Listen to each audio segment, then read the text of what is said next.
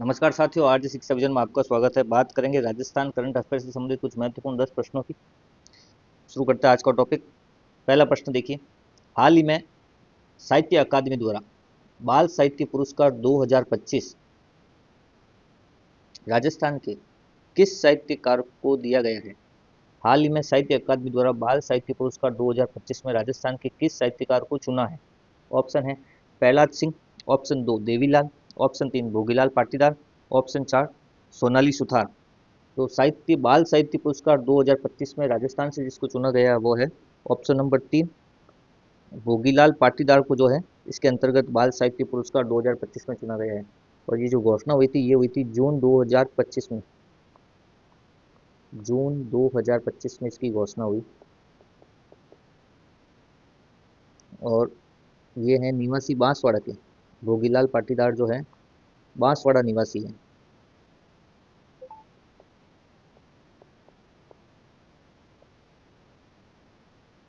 और इनके द्वारा लिखित कृति जिसके द्वारा इनको बाल साहित्य पुरस्कार में चुना गया है उस कृति का नाम है पंखेरु निपीड़ा।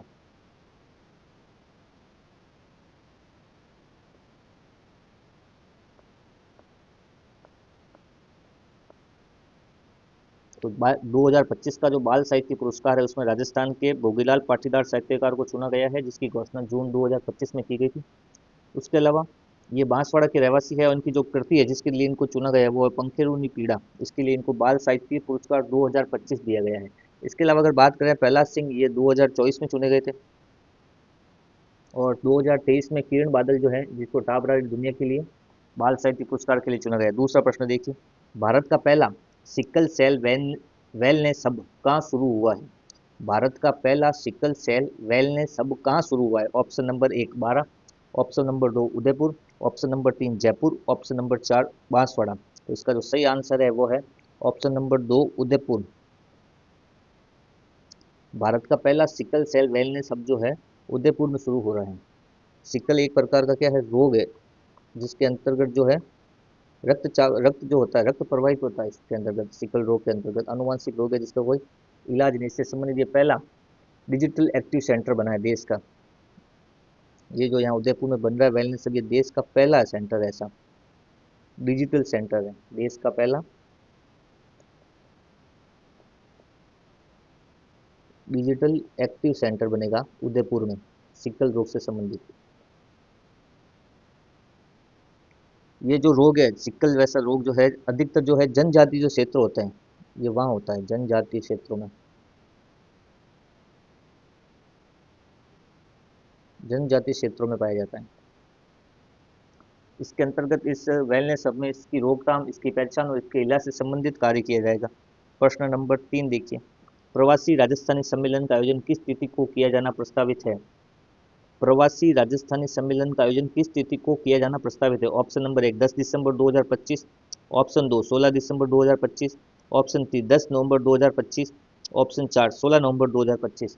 तो इसका जो सही आंसर है वो है 10 दिसंबर 2025। 10 दिसंबर 2025 को प्रवासी राजस्थानी सम्मेलन का आयोजन किया जाना प्रस्तावित है। होगा कहाँ? ये जयपुर के अंतर्गत किया जाएगा। ये जयपुर में होगा। राइजिंग राजस्थान सम्मेलन जो था उसके समय इसकी घोषणा की गई थी 2024 में। जो राइजिंग राजस्थान सम्मेलन हुआ था 2024 में उसके समय ये घोषणा की गई। अगला जो प्रवासी सम्मेलन है वो 10 दिसंबर 2025 को जयपुर में आयोजित होगा। चौथा प्रश्न देखिए, बाल मजदूरों को मुक्त करने के मामले में राजस्थान का देश में कौन सा स्थान रहा है? बाल मजदूरों को मुक्त करने के मामले में राजस्थान का देश में कौन सा स्थान रहा है? ऑप्शन नंबर 1 पहला, ऑप्शन नंबर 2 दूसरा, ऑप्शन 3 तीसरा, ऑप्शन 4 चौथा। तो बाल मजदूरों को मुक्त करने में राजस्थान का जो है देश के अंतर्गत चौथा स्थान रहा है। तीसरा स्थान, माफ कीजिएगा, तीसरा स्थान रहा है बाल मुक्त करने में। एक सामाजिक संगठन है जेआरसी जिसके अंतर्गत ये कार्य किया जाता है। जेआरसी के अंतर्गत, जेआरसी क्या एक सामाजिक संगठन है, उसके अंतर्गत ये कार्य किया गया है बाल मजदूरों को मुक्त कराने का। जेआरसी संगठन के सामाजिक संगठन है जिसका मतलब है जस्ट राइट्स फॉर चिल्ड्रन के लिए। इसके अंतर्गत 2024 और 25 में 2024-25 में देश में जो है कुल 53,651 बाल मजदूरों को क्या कराया गया है? मुक्त कराया गया है। बाल मजदूरों को मुक्त कराया गया है देश में। देश में 53,651 बाल मजदूरों को मुक्त कराया गया, जिसके अंतर्गत राजस्थान में जो है, इसी के अंतर्गत राजस्थान में 3847 को मुक्त कराया गया। 3847 जो बाल मजदूर है उनको मुक्त कराया गया। इस हिसाब से राजस्थान जो है देश में बाल मजदूरों को मुक्त कराने में तीसरे स्थान पर रहा। एक नंबर पर रहा तेलंगाना, सर्वाधिक जो है तेलंगाना में मुक्त कराया गया। उसके बाद दूसरा जो रहा वो रहा बिहार, और तीसरा राजस्थान। तो राजस्थान जो है बाल मजदूरों को मुक्त कराने के मामले में देश में तीसरे स्थान पर रहा। अगला प्रश्न देखिए, पांचवा प्रश्न, अंतर्राष्ट्रीय योग दिवस पर राजस्थान का राज्य स्तरीय आयोजन कहाँ किया गया? अंतर्राष्ट्रीय योग दिवस पर राजस्थान का जो राज्य स्तरीय समारोह है उसका आयोजन कहाँ किया गया? Option number 1 Jaipur, option number 2 Jaisalmer, option number 3 Jodhpur, option number 4 Bharatpur. तो राज्य स्तरीय जो आयोजन था ये हुआ था जैसलमेर के अंतर्गत। योग दिवस का जो इस बार राज्य स्तरीय समारोह है उसका आयोजन जैसलमेर में किया गया। और इसकी जो थीम थी इस बार वो थी एक पृथ्वी एक स्वास्थ्य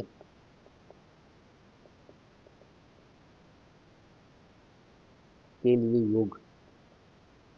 एक पृथ्वी एक स्वास्थ्य के लिए योग, ये इस बार अंतर्राष्ट्रीय योग दिवस पर योग की थीम थी। मुख्य अतिथि थे इसमें मुख्यमंत्री भजनलाल जी, मुख्य अतिथि। आयोजन हुआ था जैसलमेर में, और इसके जो मुख्य अतिथि थे वो कहते हैं मुख्यमंत्री भजनलाल जी शर्मा।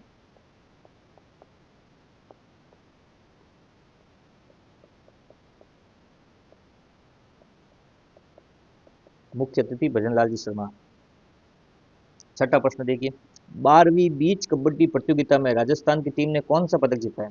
12वीं बीच प्रतियोगिता में राजस्थान की जो कबड्डी प्रतियोगिता थी, 12वीं बीच प्रतियोगिता, इसमें राजस्थान की टीम ने कौन सा पदक जीता है? ऑप्शन नंबर 1 स्वर्ण पदक, ऑप्शन नंबर 2 रजत पदक, ऑप्शन नंबर 3 कांस्य पदक, ऑप्शन नंबर 4 पदक ही नहीं जीता। तो इसका जो सही आंसर है वो है ऑप्शन नंबर 2।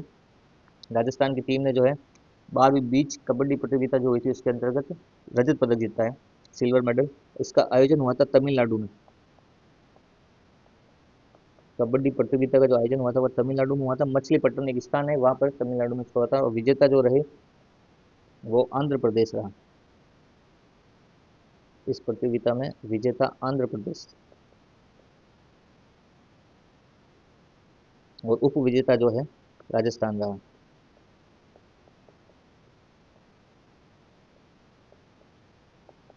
उप विजेता राजस्थान। सातवां प्रश्न देखिए, निम्नलिखित में से किस खिलाड़ी का संबंध तैराकी से है? प्रश्न वापिस देखिए, निम्नलिखित में से किस खिलाड़ी का संबंध तैराकी से है? प्रश्न number, option number 1 Lakshita Ahlawat, option number 2 Krishna नागर, ऑप्शन 3 सुभाष चौधरी, ऑप्शन 4 योग्या सिंह। तो तैराकी से संबंध रखने वाला जो खिलाड़ी है इनमें से वो है ऑप्शन नंबर 4 योग्या सिंह। योग्या सिंह जो है तैराकी से संबंधित है। लक्षिता अलावत जो है डिस्क थ्रो जो होता है उस गेम से संबंधित है। कृष्णा नागर बैडमिंटन से, और सुभाष चौधरी जो है स्क्वैश से संबंधित है। और योग्या सिंह जो है तैराकी से संबंधित खिलाड़ी है राजस्थान की, और निवासी है जोधपुर की, जोधपुर निवासी। अगला प्रश्न देखिए, आठवां प्रश्न, हाल ही में मरुधरा गौरव सम्मान किसे दिया गया है? प्रश्न वापस देखिए, हाल ही में मरुधरा गौरव सम्मान किसे दिया गया है? Option 1 Moinuddin Khan, option 2 Gulabo Sapera, option 3 किरण अग्रवाल, ऑप्शन 4 संजना करनानी। तो इसका जो सही आंसर है कि मरुधरा गौरव सम्मान जो इस बार मोइनुद्दीन खान को दिया गया है। ऑप्शन नंबर 1 जो इसका सही आंसर है मोइनुद्दीन खान, ये सारंगी वादक हैं जिनको इस बार मरुधरा गौरव सम्मान दिया गया है। अगला प्रश्न देखिए, प्रश्न नंबर 2, अपना गांव साफ सुथरा गांव अभियान की शुरुआत कहाँ की गई है? प्रश्न नंबर देखिए 9, अपना गांव साफ सुथरा गांव जो अभियान है, अपना गांव साफ सुथरा गांव अभियान की शुरुआत कहाँ से की गई है?